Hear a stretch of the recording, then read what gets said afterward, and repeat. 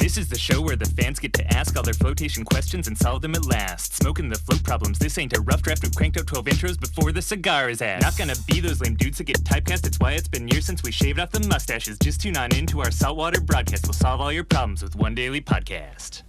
All right, hey everybody. What's up, what's up? So, I'm Graham, I guess, first of all. And I'm Derek, second of all.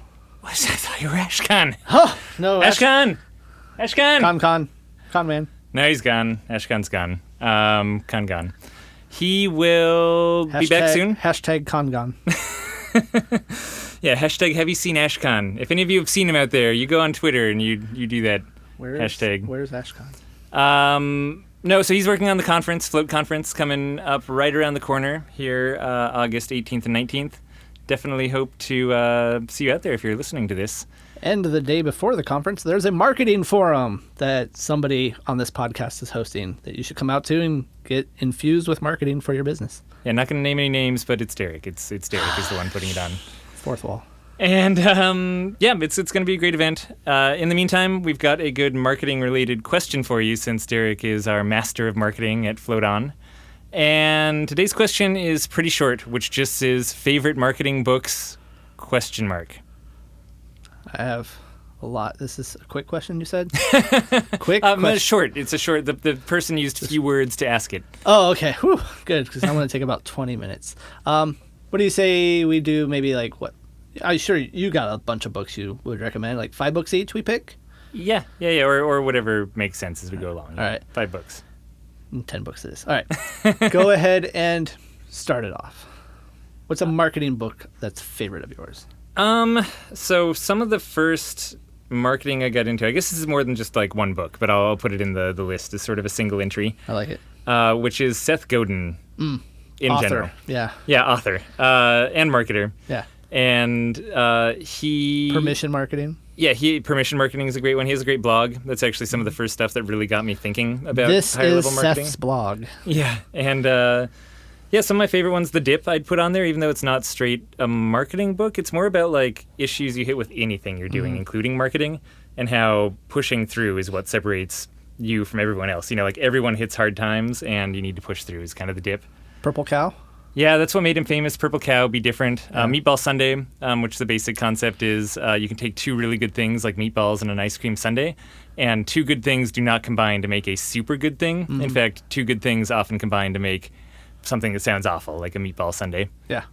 So that's the Seth Godin side of things. I'll leave it there on Seth Godin. He's just a really good author. He's a marketer by trade, so he just started a podcast that's pretty damn amazing. So I'll put that out there. If you're listening to a podcast, it's called Akimbo. The first season of it started off as a sponsored season, and it got so many views he just kept it going. And the second season, there is no sponsor. There is a sponsored nonprofit that he promotes, and the guy just talks for 30 minutes on some of the most amazing thoughts on marketing. So it's a fun podcast, even though that's not a book. Yep, so Seth Godin, okay, I'll toss stuff to you from there. But yeah, almost any Seth Godin book is good. So, I mean, if I had to pick some marketing books, foundationally what I run all of my marketing filters through, one of them is the 22 Immutable Laws of Marketing. That's an older book. I'm a fan of old marketing books because it doesn't get so heavy into the digital technology, but it's about messaging, it's about positioning, it's about, what to do when you're the third float center in town, right? Not using float centers as an example, but it's like the third cola maker. There's Pepsi and Coke. What does RC Cola do, right? So it comes into a lot of those positioning strategies, marketing strategies. It's just a fun one for me to, and there's 22 laws, just pick up a law and reread through it and just kind of have that running through my head for the day. Nice. That was actually on my list, too, so I'll have to think of another one to go on there. Yeah, 22 Immutable Laws of Marketing. It's really good. It's a pretty short read, too. I mean, you can read that in, like a couple hours? Or I'm a pretty slow reader. It'll probably take me a day. Sure. Let's see. I really like a lot of the neuromarketing books, and I think of those perhaps Brainfluence might be one of the best summaries. It's kind of like a... Is that Dooley?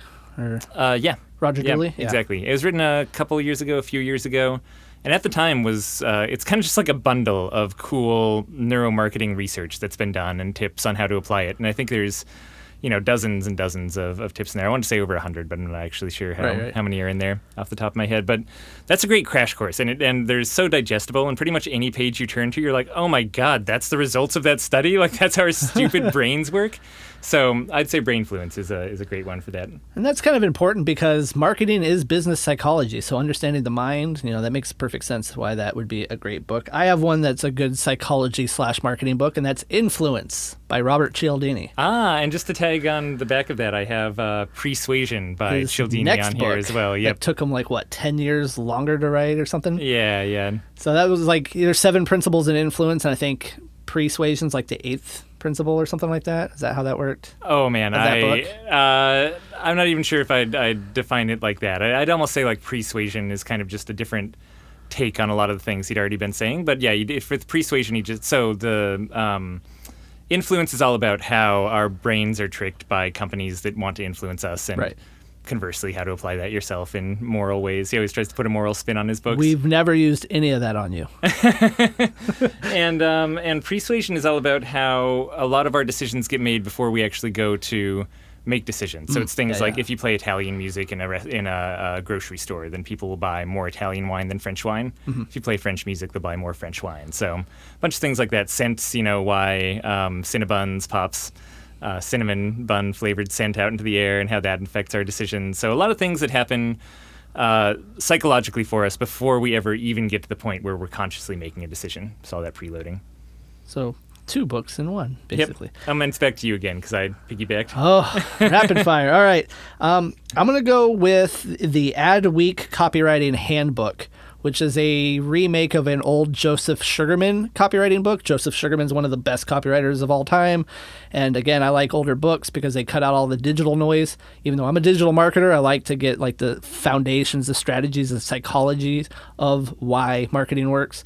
And so that one I would recommend as a good overview of copywriting. We talk a lot about copywriting in these marketing podcasts about, getting the messaging right, knowing your audience, digging deep into what really drives them to buy, using that in your headline, then using that in the next sentence of copy, and having a good call to action. All these things we talk about, the Adweek Copywriting Handbook is one that I would recommend highly.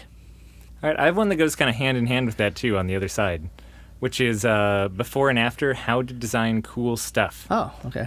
And I like it. It's not immediately a marketing book, but it is marketing on the visual side of things. Absolutely. So it's if the copywriting one is more about how to do words that convince people to purchase and how to make good, clean ad copy and letter copy and things, the How to Design Cool Stuff is visually how to tell a story, how you can really easily make some tweaks that will take your design from being kind of blocky and cumbersome and feel like, a high schooler did it or something, into actually feeling professional. And it's really great. It really does break down the basic tenets of graphic design, and it does it very much from a standpoint of useful things for businesses taking out advertising or doing logo design. And I think I've read through that book probably over 24 times. Wow. Just because it's such a good back to basics for graphic design for business. So that's a really nice one. I think I read that one on a recommendation, but I'm not artistically inclined, so I read it once. I'm like, oh, that's great. I'll let Graham do that stuff. But you pair the copywriting with the visual, and you got yourself a pretty smoking ad. So and it's even if you're hiring graphic designers, I just think knowing what to look for and knowing what makes it good and being able to make suggestions is really nice. And it's full of tiny tips, things like, oh, if you want to match a font to your design, turn the piece of paper upside down and look at the font as not as words, but as the actual shape of the font. Right. And the shape of your font should match the shape of your designs, and then all of a sudden your beautiful design looks better, So anyway, cool fun tips. Go look it up. Before and After magazine does great stuff in general, though. So I guess it's my turn now? Yeah. All right. So Book Yourself Solid. Now, this book is mostly for freelancers, but I've recommended it to a lot of small business owners about how to keep their schedule full. And there's a lot of tips in there. The first chapter is all about deciding which people you don't want to serve and then going after the ones you want to serve. So a lot of just basic business setup, as well as some marketing tips that kind of help those in the service industries, freelance marketers, float centers, massage therapists. If you want to keep your schedule full, Book Yourself Solid is a good book I think you should probably get a good foundation on. Nice. Yeah, and I probably hear you recommend that book more than anything else, except maybe 22 Immutable Laws of Marketing. Like those two seem like your go-tos for someone's like, I don't know what I'm doing. You're like, here, read these, then we can talk. Well, especially during the cake days, because most of the people we saw were like independent business owners, and it was like, all right, this is how you can kind of keep a schedule full as an army of one. By the way, the Cake Days makes it sound like we were part of some weird revolutionary group called Cake back in the day or something. It's our old band. Or a band, I guess. Yeah, for some reason I went to like the Cake Days, made it seem like we're in the trenches or something. Anyway, there was a small business workshop that we taught here in Portland. Just for like those 4 years. Yeah, a little Easter egg there. Cool, and my last one that I have here is one to end on a good note, too, which was recommended to me by another Float Tank Center owner. Oh. So thank you, Sean Lavery from Float Toronto. All right. But Give and Take was the one that he recommended that I check out and said that it was a book that was just right in line with Float On marketing. Nice. And it's great. It truly is right in line with our Float On kind of marketing philosophy. And it stems from a giant study done of salespeople across the country and figuring out, kind of classifying them into givers and takers and figuring out which group actually performed better at sales, with some interesting conclusions, which were namely that givers performed both the best and the worst, and then takers performed in the middle. So there's kind of productive ways to give of yourself, and there's ways to give of your time and yourself that actually eat up all of your time and are too much. And there's a nice lesson in there, and it's actually based on some science and different studies, and again, this giant national study of actual sales techniques and success. So, that one's a really fun one to look into. All right. So I haven't heard of that book. I'll have to check that out. It sounds really cool. But it's on our company Audible. So I'm not even sure if we're supposed to have a company Audible. If you're listening to this and that's illegal, then we totally are not doing it, and I made that up. Exactly. I have my own Audible, by the way. I'm on board. So we don't have a company Audible. What are you doing? Delete. Ultimate Sales Machine is the last book I'll recommend. I mean, I almost put that on there, but I thought maybe it's a sales book, not a marketing book. Well, so. Sales is a part of marketing, right? So, I mean, it goes back to messaging again. I have the perception that keeps getting reinforced by my conversations with float center owners that a lot of them are afraid of sales or feel sales is sleazy and stuff like that. And this is a pretty hardcore sales book with a good mindset behind it.